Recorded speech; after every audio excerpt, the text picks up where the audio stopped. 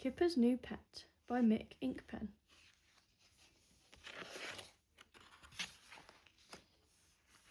Pig was writing the invitations to his birthday party. This was his present list. 1. A pet, like a rabbit or a guinea pig or something. 2. A little mouse or a gerbil. 3. Anything else. But mostly I would like number 1 or number 2. He put the names on the envelopes and wondered what kind of pet he would get. When Kipper's invitation arrived, he read it and rushed off to the pet shop to choose a pet for Pig. The rabbit, too sleepy. The guinea pigs, too timid. The mouse, too shy. The stick insect, too much like a stick, boring.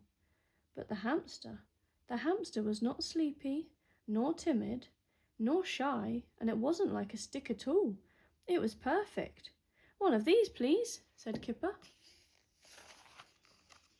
At home, Kipper gave the hamster some sunflower seeds. It stuffed them into its cheeks. "Are you always this hungry?" said Kipper. The hamster ran up Kipper's arm and sat on his shoulder, cleaning its whisker. Then it ran down the other arm and rolled across the table. "You can do a roly-poly," said Kipper. "You're so clever." The hamster did it again. The morning of the party, Roly-Poly woke Kipper by nibbling on his ear. "I wish I didn't have to give you to Pig today," said Kipper. At breakfast, Kipper began to think that maybe he would keep Roly and buy a rabbit for Pig instead. "No, he'd like you better," sighed Kipper. "Come on, let's wrap up your cage." Kipper got out some scissors and some sticky tape and unrolled a roll of wrapping paper. Roly ran into the cardboard tube and popped out the other end, making Kipper giggle. Then he slid all the way down the tube and rolled across the floor, making Kipper giggle again. It gave Kipper an idea, a big idea. This was Kipper's big idea. It took him ages, but it worked perfectly. "You're the best birthday present ever," said Kipper. It was then that he remembered Pig's party. Kipper rushed off to Pig's house. Halfway there, he met Jake and Tiger coming the other way. "Where were you?" said Tiger. "The party's over." But Kipper wasn't listening. He was thinking about Roly-Poly. "I can't stop," he said.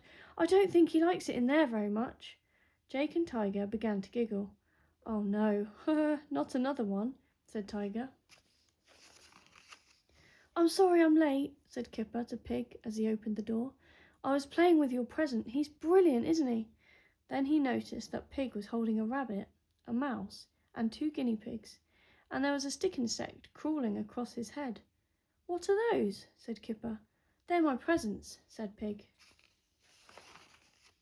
They sat down at Pig's table and Kipper fed Roly with pieces of leftover party cake. "So he's not really what you wanted," said Kipper.